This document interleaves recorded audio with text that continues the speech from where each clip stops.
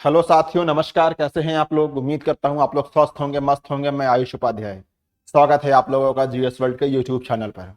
आज हम लोग चर्चा करेंगे समुद्र मंथन प्रोजेक्ट के बारे में। वैश्विक स्तर पर गरमाई युद्ध के कारण जो ऊर्जा संकट पैदा हो रहा है, क्रूड ऑयल के की पूर्ति की समस्याएं हो रही हैं, एलपीजी की समस्या निकल के आ रही है, उससे निदान पाने के लिए लॉन्ग लास्टिंग सोल्यूशन भारत सरकार ने निकाला है समुद्र मंथन। समुद्र मंथन आपका वर्क करेगा अब तटीय क्षेत्र में। अब तटीय क्या होता है, तटीय क्या होता है, आज हम लोग उसके सबको डिस्कस करेंगे। ठीक है ना। भारत के कुछ स्थल जो तटीय अब तटीय के लिए एग्जाम में पूछे जाते हैं, जैसे आपका अंकलेश्वर हो गया, नहरकटिया हो गया, इन सब चीज के बारे में हम लोग अध्ययन करेंगे। कहाँ पे है, कैसा है, उस पर हम लोग कितना वर्क कर चुके हैं। ठीक है ना। कितना इसमें वित्तीय लाभ दिया गया है, कौन कौन सी कंपनियां वर्क कर रही हैं, कुछ तकनीक का उसमें उपयोग हुआ होगा, उसके बारे में हम लोग अध्ययन करेंगे। प्रीलिम्स मेंस दोनों के लिए ये बहुत जरूरी है। हम लोग अपना लेक्चर आइए अब स्टार्ट करते हैं। चलिए देखिए, राष्ट्रीय डीप वाटर एक्सप्लोरेशन मिशन का वित्तीय और ढांचागत पैमाना टोटल इसमें 84 करोड़ रुपए इसमें दिया गया है। ये आप बिल्कुल याद रखिएगा, एग्जाम के पॉइंट ऑफ व्यू से ये वन लाइनर में आ सकता है, कथन में आ सकता है। 84,084 करोड़ याद करना भी सरल है, 84 84 दो बार लिखा है। ठीक है ना। इसके लिए कुल बजट इतना रखा गया है और इसमें लक्ष्य रखा गया है कि 150 गहरे जल के कुएं खोले जाएंगे। जल के कुएं क्या है, जो समुद्र के अंदर कुएं खोद के उसमें से तेल निकाला जाएगा, एलपीजी निकाली जाएगी। तो जो गड्ढा खोदेगा ना, उसको बोला गया 150 कुएं। जो आपको कौन खोदेगा, ओएनजीसी। ये सब बहुत इंपॉर्टेंट है। ओएनजीसी इस पे वर्क करेगा। ठीक है ना। ओएनजीसी, और विदेश में जो ओएनजीसी काम करती है उसका नाम है ओएनजीसी विदेश, वो अलग कंपनी है। ये भारत की, जो भारत के अंदर अगर कोई वर्क करेगी ओएनजीसी, तो वो है आपकी ओएनजीसी। और यही अगर ओएनजीसी अगर विदेश में जाके अपना एक्सप्लोर करेगी तो वो हो जाती है ओएनजीसी विदेश। ठीक है, ये भी आप याद रखिए। ठीक है। तो 150 गहरे कुएं बनाए जाएंगे जो आपको ओएनजीसी बनाएगी, और 84,084 करोड़ रुपए इसके लिए अलॉट किए गए हैं। राष्ट्रीय डीप वाटर एक्सप्लोरेशन है। डीप वाटर कहता है कि जैसे कि डीप वाटर देखिए, जैसे ये आपका धरती है, भारत का तट है ये। तो डीप वाटर क्या होगा कि आप यहाँ पे आओगे तो शैलो वाटर होगा, बहुत जिसको बोलते हैं हम लोग उथला पानी होगा। तो यहाँ नहीं, और गहराई में आकर डीप वाटर, यहाँ पे खुदाई होगी, यहाँ से तेल निकाला जाएगा, इसको बोलते हैं डीप वाटर। यहाँ पे जो समुद्र में आके यहाँ तो ये ना, यहाँ की जमीन इसी का पार्ट होगी, तो इसको डीप वाटर नहीं बोलते। एकदम गहराई में आके एकदम से जहाँ पे समतल जमीन आ जाए, वहां से अगर आप पेट्रोल, डीजल या क्रूड ऑयल निकाल रहे हो, एलपीजी निकाल रहे हो, तो उसको बोलते हैं हम लोग डीप वाटर। तो ये जो आपका शब्द पकड़िएगा, पेपर के लिए शब्द पकड़िएगा, समुद्र मंथन योजना जो है ये डीप वाटर के लिए है। ठीक है ना। अगर शैलो वाटर आए रॉन्ग, डीप वाटर आए सही।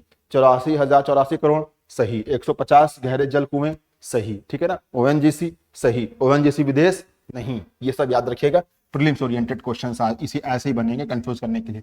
ठीक है ना। तो समुद्र मंथन हम लोग को पता, समुद्र मंथन से हम लोग पुरानी कथाओं में क्या विष भी निकला था और अमृत भी निकला था। तो उसी से ये इंस्पायर होके समुद्र में मंथन करके फिर से अमृत निकाला जाएगा, जो ऊर्जा के क्षेत्र में वर्क करेगा। वही इसका मतलब है। चलिए हम लोग समझ लेते हैं कि ये क्या होता है, ऑफशोर क्या होता है और आपका ऑनशोर क्या होता है। ऑफशोर को हिंदी में क्या कहते हैं हम लोग, अपतटीय। अपतटीय। अब तक आप लोग जान गए होंगे कि समुद्र मंथन योजना आपके अपतटीय के लिए है। ठीक है। ऑनशोर क्या होता है आपका, तटीय। ये क्या होता है, देखिए, अपतटीय जो होता है कि जमीन से जो आपका स्थल है उससे उसके दूर जाके समुद्र में, समुद्र से अगर आप खुदाई कर रहे हैं उसको बोलते हैं हम लोग ऑफशोर। यानी कि आप जमीन से आप ऑफ हो गए, आपका कट गए, उसको बोलेंगे ऑफशोर, यानी कि अपतटीय। और ऑनशोर जो जमीन में, स्थल में, जैसे आपका असम के जितने भी आपके क्षेत्र, डिगबोई आपका क्या है, आपका ऑनशोर है। ठीक है ना। और आपका अंकलेश्वर गुजरात का आपका जो है तटीय है, यानी कि आपका ऑनशोर है। ठीक है। नहरकटिया असम का आपका ऑनशोर है। ठीक है ना। और इधर के एग्जांपल कुछ बताइए आप, KG basin, Krishna Godavari basin आपका ऑफशोर है। महानदी बेसिन आपका ऑफशोर है। और श्री विजयपुरम अंडमान निकोबार का आपका ये क्या है, अपतटीय है। और एक आपका बॉम्बे हाई अपतटीय है। तो ये जो आप सुनते नहीं, अंकलेश्वर हो गया, नहरकटिया हो गया, है ना, ये सब जो है आपका ऑन शोर है। और जो बॉम्बे हाई हो गया आपका, और आपका ये केजी बेसिन हो गया, यानी कि कृष्णा गोदावरी बेसिन हो गया, महानदी बेसिन हो गया, ये सब आपका जो है आपका अपतटीय है। ठीक है। याद रखिए, कंफ्यूजन नहीं होना, इससे भी क्वेश्चंस बन सकते हैं। तो ऑफशोर क्या होता है, ऑनशोर क्या होता है, आप समझिए। देखिए इसमें देखिए पानी में हो रहा है, और इसमें देखिए जमीन में हो रहा है। ये मैं सामने सट जाता हूँ, देखिए जमीन में हो रहा है। ठीक है ना। और माकूम भी है, माकूम आपका क्या है, आपका जो ऑन शोर है, माकूम कहाँ है आपका, असम में है, ठीक है ना। ये सब याद कर लीजिएगा, वन लाइनर फैक्ट्स होते हैं। चलिए ऑफ शोर ऑन शोर आप लोग समझ गए हैं। देखिए अंडमान बेसिन में ऐतिहासिक सफलता, इसके ये जरूरी नहीं है कि हम लोग योजना लॉन्च किए तो उसके पहले हम लोग वर्क नहीं कर रहे थे, उसके पहले भी हम लोग वर्क कर रहे थे। श्री विजयपुरम में, श्री विजयपुरम बताइए इसका प्राचीन नाम क्या है। श्री विजयपुरम का प्राचीन नाम है पोर्ट ब्लेयर, समझे। 2024 से नरेंद्र मोदी जी की सरकार ने, जो आपकी एनडीए गवर्नमेंट है, उसने पोर्ट ब्लेयर का नाम चेंज करके श्री विजयपुरम कर दिया है, ठीक है ना। तो अब राजधानी बदल गई, पोर्ट ब्लेयर नहीं अब श्री विजयपुरम कहा जाएगा उसको। तो अंडमान बेसिन, यहाँ पे श्री विजयपुरम में कितनी गहराई तक, 19,000 मीटर से ज्यादा गहराई तक ड्रिलिंग की गई है। वहां पे जल का स्तर क्या है, समझ लीजिए, जल का स्तर है 355 मीटर, 355 मीटर पानी उसके अंदर जमीन पाएगी। उस जमीन के अंदर गहराई में कितना, 19 यानी कि 2000 मीटर तक पाइप डाल के वहां से एक्सप्लोर किया जा रहा है, ठीक है ना। अब भारत देश अपनी पूरी ऊर्जा खपत का 18% ही खाली अपने देश से प्राप्त करता है। 80% ऊर्जा जो है वो विदेशी आयात निर्यात आयात पर ही निर्भर है। तो वो 80% जो आयात पर निर्भर है ना, उसको 50% करने की योजना है इससे 2030 तक 50% आयात पर निर्भरता कम करने का लक्ष्य है समुद्र मंथन से। ये इसका एक और लक्ष्य आप लोग याद रखिएगा। तो हम लोग श्री विजयपुरम 3 में हम लोग ये काम पहले से कर चुके हैं, इसमें हम लोगों ने उपलब्धि पाई है। तो उसी को बड़े स्तर पर एकदम से टारगेटेड रूप से कार्य करने के लिए समुद्र मंथन एक पूरा प्रोजेक्ट ही लॉन्च कर दिया गया है, ठीक है ना। तो आप लोग को ये याद रखना है कि श्री विजयपुरम में 2000 के आसपास मीटर की दूरी तक हम लोग ने उसको एक्सप्लोर कर चुके हैं, ठीक है। अंडमान द्वीप से 15 किलोमीटर की दूरी पर है। यहाँ पर होगा अंडमान द्वीप, वहां से 15 किलोमीटर दूर समुद्र है, वहां पे खुदाई हुई है। जो मैंने आपको बताया कि ऑफशोर ऑनशोर और डीप एक्सप्लोरर मिशन है। तो 15 किलोमीटर बहुत डीप है, आपका स्थल नहीं समतल आ जाएगा तब तक, ठीक है ना। ये आप जाने रहिए कि डीप एक्सप्लोर मिशन है ये। फ्रंटियर बेसिन, अब देखिए भारत देश में जो बेसिन है उसकी मैंने स्लाइड लगा दी है, मैंने आपको बता भी दिया, लेकिन देख लीजिए ये आपका कौन सा बेसिन है बताइए। यहाँ पे कौन सी नदी बहती है उड़ीसा में, महानदी बेसिन है। महानदी बेसिन, महानदी रिवर आपकी छत्तीसगढ़ से ऐसे ऐसे होके आ रही है, यहाँ पे आ रही है, ये जो है यही इसको बोलते हैं महानदी बेसिन बोलते हैं, ठीक है ना। और ये क्या है ये आपका केजी बेसिन है। यहाँ पे अपना तेलंगाना हैदराबाद है, कृष्णा ऊपर से गोदावरी, इधर से कृष्णा आ रही है। तो ये वाला जो एरिया इसको बोलते हैं KG basin, Krishna Godavari basin, ठीक है। ये आपका क्या है, कोरोमंडल तट है ना, ये आपका कोरोमंडल तट है। यहाँ पे केरल है, यहाँ पे आपका जो है केजी है, यहाँ पे आपका प्राप्त होने के चांसेस है। यहाँ आपका अंडमान निकोबार है, ठीक है ना। तो वही आपको जो बताया श्री विजयपुरम वाला इधर है आपका, यहाँ आपका बॉम्बे हाई है, ठीक है ना। तो जो मैंने आपको बताया अब तटी में ये है, यहीं पे आपका जो है असम वाला थिंग है, वो नहर कटिया है। यहाँ पे आपका राजस्थान में है आपका जो मैंने बताया आपका अंकलेश्वर, ठीक है। अंकलेश्वर आपका गुजरात में है, गुजरात में। तो ये आप ध्यान रखिएगा, तो ये चीज है, लोकेशन याद रखिएगा क्योंकि लोकेशन से हम लोग जल्दी कैच कर पाते हैं। ओके चलिए अब हम लोग अपना आगे बढ़ते हैं। ये आपका क्लियर हो गया ना। चलिए देखिए तकनीकी छलांग, पहले क्या होता था कि हम लोग 200 मीटर तक ही सतह से 200 मीटर तक ही हम लोग खुदाई करते थे। जैसे बॉम्बे हाई जो है 200 मीटर तक ही था, ठीक है ना। फिर बढ़ते बढ़ते हम लोग यहाँ पे आए, 19 हो गए पास आए। यहाँ पे हम लोग क्या, यहाँ तक भी हम लोग तकनीक पा गए हैं। श्री विजयपुरम आपका जो है 1900 प्लस तक है श्री विजयपुरम। फिर उसके बाद हम लोगों का टारगेट जो है 65,000 तक है, 6500 तक, यानी कि 6,000 7,000 गहराई तक करना है। जितना आप अंदर जाओगे उतना आपको क्रूड ऑयल मिलने के चांसेस ज्यादा हैं, क्योंकि वहां पे क्रूड ऑयल बनता कैसे है बताइए, समुद्री जीव जंतुओं के दब जाने से, उनके अवशेष से बनता है, ठीक है ना। तो जितनी गहराई पे जाओगे वहां पे वो लोग वैसे प्राचीन काल 100-150 साल से पड़े हुए हैं, तो वो तेल का रूप ले लेते हैं, तो वहां पे मिलने के चांसेस बहुत ज्यादा हैं, ठीक है ना। इस वजह से जो है और गहराई में अगर ड्रिलिंग किया जाए तो मिलने की उम्मीद ज्यादा है। वही समुद्र मंथन का मेन लक्ष्य है, ठीक है।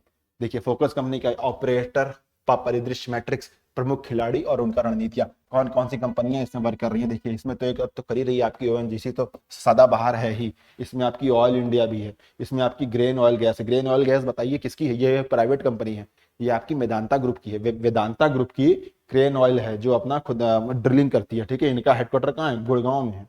सब मुझे पता बता रहा हूँ। ऑयल इंडिया है, ओएनजीसी का क्या लक्ष्य है, ओएनजीसी का लक्ष्य है 150 डीप वाटर कुएं की ड्रिलिंग करना। और आपका ये ऑयल इंडिया की क्या है, 38,000 वर्ग किलोमीटर तक दोहा 3 वर्षों में 8 खोजें, मतलब कि ये खोज करेगा, ये आपका करेगा आपका अन्वेषण करेगा। अन्वेषण करने के बाद इसका लक्ष्य है कि 3 साल में हम 8 खोज कर लेंगे। जहां पे ड्रिल है, जहां पे मिल सकता है कि यहाँ पे मिल सकता है क्या, यहाँ पे क्रूड ऑयल, यहाँ पे आपकी एलपीजी मिल सकती है, ठीक है ना। एलपीजी और क्रूड दोनों के लिए है ये, ठीक है ना। 38,000 वर्ग किलोमीटर तक ये अंदर जाएंगे ओशियन में, 38,000 किलोमीटर तक अंदर जाके अपना ये सर्च करेंगे, इनका ये लक्ष्य है। और 3 साल में ये जो है सॉरी ये अपनी 8 खोजें कर लेंगे, ये इनका लक्ष्य है। और इनका क्या लक्ष्य, क्रेन का लक्ष्य है कि 3 लाख प्रति बैरल, 3 लाख प्रति बैरल, 3 लाख बैरल ये जो है पर डे कच्चा तेल अपना निकालेंगे, ये इनका लक्ष्य है। और जो भारत देश के 50% ऊर्जा की पूर्ति कर सकता है, भारत देश से ही जो लक्ष्य है उसका, उसकी पूर्ति करने के लिए इनका लक्ष्य है क्रेन ऑयल का, ठीक है। ये आप ध्यान रखिएगा। चलिए ये है, अब देखिए कौन सी प्रौद्योगिकी लग रही है, इसमें लग रही है 3D CSEM तकनीक का प्रयोग हो रहा है और वैश्विक विशेषज्ञता का एकीकरण। ये तो आप समझ गए होंगे कि भाई अन्य देशों की तकनीकों के, अन्य देशों कंपनियों के साथ मिलकर ड्रिलिंग की जाए। जैसे आपके क्या ऑयल इंडिया लिमिटेड किसके साथ मिल रही है, टोटल एनर्जीज। टोटल एनर्जीज कहाँ की कंपनी है, टोटल एनर्जीज आपकी कंपनी है फ्रांस की, ठीक है ना। ये आप ध्यान रखिए, ये आपकी फ्रांस की कंपनी है, ऑयल इंडिया लिमिटेड अपनी कंपनी है। तो टोटल एनर्जीज के साथ मिलकर ऑयल इंडिया तकनीक पर वर्क कर रही है। और जो आपकी क्रेन है, ठीक है, ये आपकी वर्क कर रही है 3D CSEM तकनीक के ऊपर। ये कैसी तकनीक है, कुछ नहीं, सिंपल सी बात है। देसी भाषा में अगर बताऊं, जैसे कि अगर आपको कोई चीज खोदना है तब क्या करोगे, फावड़ा मार के अपना खोदना शुरू कर दोगे, अंदर क्या है भाई लाओ देख लें। या फिर आप ऐसी तकनीक लाइए कि ऊपर से कोई हम ऐसे रेज मारें, उस रेज से हम लोग जान जाएं कि अगर रेज लौट के आ रहा है इसका मतलब उसके नीचे पत्थर है, वहां कुछ नहीं है। अगर रेज अंदर संभाल चली जा रही है इसका मतलब अंदर खोखला है, और अगर खोखला है तो उसके अंदर क्रूड ऑयल या फिर एलपीजी होने की चांसेस हैं, क्योंकि खाली क्षेत्र में गैस होती है, कुछ चीज होगा तभी होता है। अगर पत्थर होगा, कुछ सॉलिड चीज होगी तो वो लौट के वापस आ जाती। वही मोटा मोटा तकनीक देखिए, एक वेसल है, ये वेसल चल रही है, अपना रेस छोड़ रही है, रेस छोड़ रही है, रेस छोड़ रही है, रेस छोड़ रही। अगर देखिए यहाँ पत्थर है, ये पत्थर है, ये पत्थर है तो लौट के वापस चली जा रही है, लौट के वापस लौट के वापस चली जा रही है। यहाँ पे देखिए, यहाँ पे रिजर्व है तो लौट के नहीं जा रही वापस, देखिए लौट के वापस नहीं जा रही, लौट के वापस नहीं जा रही है। तो ये है ऐसे एक पूरा है ना। तो ये चीज आप लोगों को जानना है, ये तकनीक है क्या नाम है, 3D CSEM, ठीक है ना। ये तकनीक पूछा जा सकता है क्योंकि प्रोजेक्ट समुद्र मंथन बहुत बड़ा प्रोजेक्ट है, ये बहुत बड़ा प्रोजेक्ट है, ये आप जाने रहिए। 3D CSEM तकनीक का प्रयोग हो रहा है, यह तकनीक जाने रहिए कि अगर लौट के जा रहा है इसका मतलब पत्थर है, लौट के नहीं जा रहा है इसका मतलब अंदर कुछ रिजर्व है, इसके चांसेस है। तो यहाँ पे खुदाई की जा सकती है, खुदाई करने के बाद पता चलेगा कि वो फ्लेक्स फ्यूल है कि नॉन फ्लेक्स फ्यूल है। फ्लेक्स फ्यूल क्या होता है आपको पता है, फ्लेक्स फ्यूल जो होता है जिसमें मोम की मात्रा ज्यादा हो, जैसे आपका वो वाला क्या नाम है, क्या नाम है जहां भी आक्रमण किए थे ट्रम्प जी ने, वेनेजुएला का जो फ्लूड है वो आपका फ्लेक्स है, वहां का क्रूड ऑयल, ठीक है ना। और अपना जो गुजरात का है फ्लूड, जो गुजरात से जो तेल निकलता है वो आपका जो है फ्लेक्स है, उसमें मोम की मात्रा ज्यादा होती है। तो जो पाइपलाइन जो बिछाई गई है उसको ठंडी के मौसम में जम ना जाए, तो उसको जो हॉट पाइपलाइन बोलते हैं, ठीक है ना, ताकि फ्लेक्स जो है पिघला है और तेल का फ्लो बना रहे। अगर मोम है पिघल गया तो तेल बह नहीं पाएगा और जो पाइपलाइन से तेल आगे से बढ़ नहीं पाएगा, तो ब्लास्ट होने का खतरा रहता है। तो वो सब तकनीक होती, वो सब कभी और लेक्चर में समझाऊंगा, अंदर घुसूंगा तो। लेकिन जो आप समुद्र मंथन से आप जाने रहिए क्या उनसे तकनीक इसमें उपयोग हो रही है, कितना पैसा लगा है, कौन कौन कंपनी इस पे वर्क कर रही है, इसके क्या फायदे हैं, ठीक है ना। फायदे आप लोग समझिएगा। जिस हिसाब से वैश्विक संकट उत्पन्न हो रहा है, हम लोग दूसरों पे आश्रित नहीं हो सकते, हम लोगों को अपना खुद एक करना पड़ेगा। समुद्र मंथन जैसा प्रोजेक्ट बहुत पहले ही लॉन्च कर देना चाहिए था, लेकिन देर आए दुरुस्त आए, ठीक है ना। ये अच्छी चीज है।